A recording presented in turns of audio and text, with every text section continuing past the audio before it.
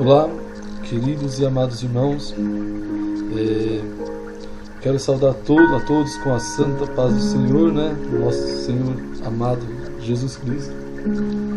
Nesse momento eu gostaria de estar falando sobre um pouquinho da palavra de Deus, Deus tocou no meu coração para estar lendo e anunciando essa palavra para vocês, A palavra fala sobre o arrebatamento, o grande dia do arrebatamento, E a palavra que eu vou ler se encontra em Mateus, capítulo 24, versículo do 36 ao 44, que diz assim: Mas naquele dia e hora ninguém sabe, nem os anjos do céu, mas unicamente meu Pai. E como foi nos dias de Noé, assim será também a vinda do Filho do Homem. Portanto, assim como nos dias anteriores ao dilúvio, comiam, bebiam, casavam e davam-se em casamento, até o dia em que Noé entrou na arca. E não perceberam até que veio o dilúvio, e os levou a todos. Assim será também a vinda do Filho do Homem. Então, estando dois no campo, será levado um, e deixado o outro. Estando duas moendo no moinho, será levado uma e deixada a outra. Vigiai, pois, porque não sabeis a que hora há de vir o nosso Senhor. Mas considerai isto: se o pai de família soubesse a que vigília de noite havia de vir o ladrão, vigiaria e não deixaria minar a sua casa. Essa é a palavra do Senhor que nos fala sobre o arrebatamento, E no qual eu gostaria de estar falando com os irmãos, com vocês, Estamos vivendo nos últimos momentos para a chegada da promessa de Deus, que é o arrebatamento, como aqui foi citado. Observamos o quanto a iniquidade tem ganhado força e formas. O coração do ser humano está repleto de maldade. As profecias do Senhor vêm se cumprindo dia após dia. Os dias de Noé estão expostos aos nossos olhos como vitrine. A imoralidade, a prostituição, a violência estão fazendo parte do nosso cotidiano. Dias como o de Elias estão estampados por idolatria e distorção do que é verdadeiro. Andam pregando por aí um Deus que fala quando não se diz nada. Um Deus que promete quando na verdade Deus não prometeu nada. Um Deus que o ser humano pode colocar na parede e exigir suas vontades, quando na verdade a palavra de Deus nos diz que devemos pedir ao Senhor com oração e súplica, para que o Senhor venha nos ouvir as nossas petições, para que o Senhor venha realizar o nosso desejo através da nossa fé.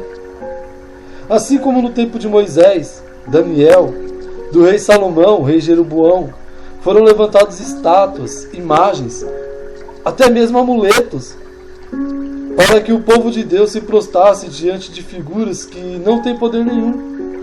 Imagens que são oferecidas a elas sacrifícios, adorações, orações, promessas, crenças, esperanças. Isso é idolatria. Religião que pregam a palavra de Deus, que entregam um amuleto para seus seguidores para que recebam milagres, quando a palavra de Deus diz que existe apenas um Deus, apenas um intermediador entre Deus e o homem. Ele diz também que Jesus é o caminho, a verdade e a vida, e que em seu nome há poder para curar os enfermos, para expulsar os demônios, e em nada mais, apenas no nome de Jesus. Tudo vai da nossa fé, tudo vai do que o nosso Senhor pode fazer por nós. Neste mundo moderno, o que está sendo feito com a casa do Senhor? Vivemos um tempo em que uma alma não tem tanto valor quanto o que ela tem na carteira. A maior preocupação está em status de números de igreja, de membros. Os homens estão tão preocupados com igrejas volumosas, ou seja, templos que fazem o mais humilde pecador arrependido sentir vergonha de entrar para adorar a Deus e receber uma transformação de vida. A casa do Senhor está sendo cuidada como se fosse um comércio. Parece que foi esquecido o que aconteceu quando Jesus entrou no templo e expulsou os mercadores porque estavam fazendo da casa do Senhor comércio. Esqueceram também que Jesus olhou aquela pobre viúva que oferecia uma moeda de sacrifício para o Senhor, e que para Deus sua oferta tinha muito mais valor do que o montante de dinheiro dos fariseus. Jesus repreendeu aqueles que ao jejuar demonstravam ou anunciavam o que estavam fazendo para que ele fosse exaltado. Hoje é olhado quem é o pregador, ou quem é o cantor, até mesmo quem é o pastor e a igreja na qual será prestado o culto. E não é olhado o verdadeiro foco, que é Deus, que vai estar lá, porque a palavra dele diz que onde tiver 2 ou 3 reunidos em seu nome, ele lá estará. E se esquece, e se Deus quiser, ele usa até mesmo uma criança para falar com a sua igreja. E se for preciso, ele coloca um jumento, assim como ele fez com Labuão. Assim como ele fez, ele coloca um jumento para falar a palavra dele, o que ele quer falar. Onde está o meu foco? O teu foco? Onde estamos se focando? O que estamos buscando quando deixamos a nossa residência e vamos à igreja? O que estamos buscando quando acreditamos que alguém pode trazer algo para nós? Será que estamos firmados, buscando em Deus mesmo a realidade, a verdadeira palavra, a verdadeira salvação? As profecias de Deus estão se cumprindo e estamos vivendo tudo isso que aconteceu no passado hoje. Eu posso perceber que está próximo demais o fim. O arrebatamento está às portas. E estes acontecimentos é sinal disso. Às vezes olhamos pessoas que nos dizem: como pode? Como é que pode existir Deus? Como é que Deus...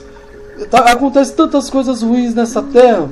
Pai matando filho, filho matando pai, mães que têm os seus filhos recém-nascidos e largam jogando em cesto de lixos. O amor, a violência. Como pode ter Deus? Deus está olhando tudo isso e não faz nada. Irmãos, pode ter certeza de uma coisa: Deus está contemplando, e a tristeza no seu coração deve ser muito pelo que está acontecendo.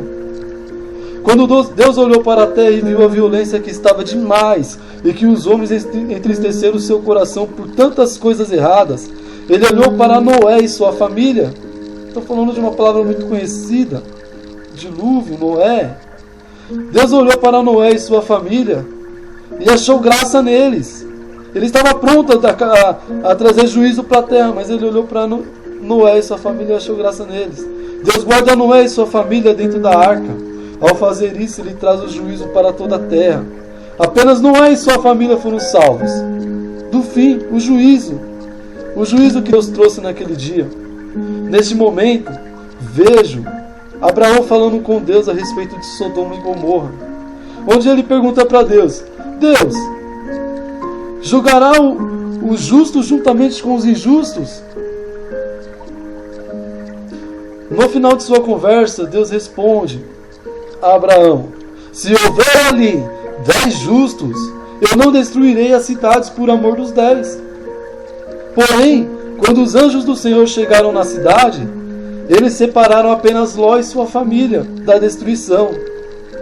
E veio o fim. Se no momento em que vivemos tudo que já ocorreu no passado, tudo que desagradava a Deus se faz presente atualmente, hoje, por que Deus ainda não trouxe o juízo? Irmãos, nós podemos observar que Deus ele separou Noé, ele separou a família de Ló. Nesse texto bíblico fala que viveremos, que será como os dias de Noé que se davam em casamento, né?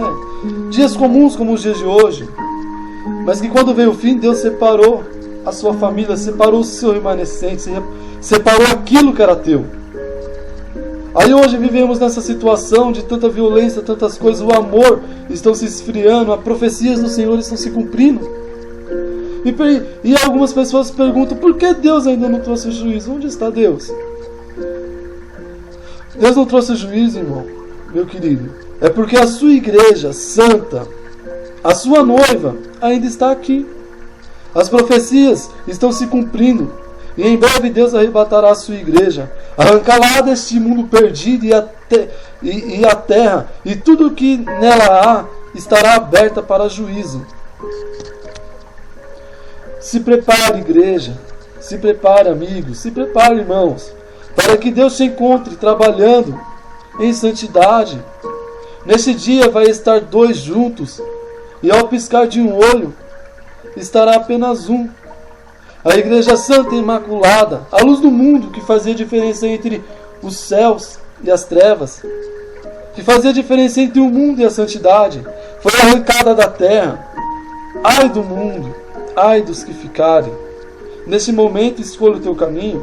Aproveite essa oportunidade e trace uma vida firmada em Jesus Cristo, o Salvador. Ou continue vivendo como queres, ou até mesmo não aceite o que foi citado e naquele dia verás a igreja sendo arrebatada aos altos. E o arrependimento como uma dor de parto te tocará o coração. Pois saiba de uma coisa, mesmo que você, nesse dia, nesse grande dia, você já tiver partido, você vai se encontrar numa situação que você vai se arrepender. Por não ter acreditado, por não ter aceitado, por não ter dado ouvido à palavra de Deus. Busque o Senhor enquanto se pode achar, enquanto há tempo. Porque as promessas de Deus não tardará. As profecias de Deus nos anunciam a chegada do fim. Nos anunciam que Deus está próximo, que o dia do seu julgamento está próximo, que o dia de arrebatar a sua igreja, de separar aquilo que é sujo do que não é sujo, do que é luz do que é trevas, está próximo. O Senhor, Ele vai tirar a sua igreja do meio dessa bagunça, do meio dessas coisas ruins que está acontecendo, e a terra vai estar aberta a juízo. Por isso, irmãos, cabe a mim, cabe a você alertar os nossos irmãos, tomarmos cuidados, procurarmos manter uma vida em oração, buscando sempre Deus para nos fortalecer a estar nos seus caminhos, buscando sempre a misericórdia do Senhor, para que naquele grande dia nós estaremos juntamente com Ele nos céus, podendo estarmos comemorando na boda do Cordeiro. Pedimos a Deus o conhecimento da palavra e o seu entendimento, para que não sejamos enganados por falsos profetas ou por pessoas que falam o Evangelho da maneira que acham que é a verdade, que pregam aquilo que Deus não se agrada. Buscamos a Deus, porque a palavra do Senhor diz assim: conhecereis a verdade, e a verdade vos libertará. Busque a Deus enquanto se pode achar, porque amanhã talvez seja tarde demais. Agradeço pelo tempo disposto a me ouvir. Que Deus abençoe a sua vida, que Deus abençoe a minha vida. Se você não se agradou do que eu falei, que Deus te abençoe do mesmo jeito e abençoe a minha vida do mesmo jeito. Mas se entrou no seu coração, guarde essa palavra, passe para uma outra pessoa, para que da mesma maneira que foi tocado no seu coração, outra pessoa seja abençoada, para que outra pessoa fique atento, se prepare, porque quando esse dia chegar, que seja bom que todos estejam preparados e prontos para abraçar o nosso Senhor. Amém? Deus abençoe.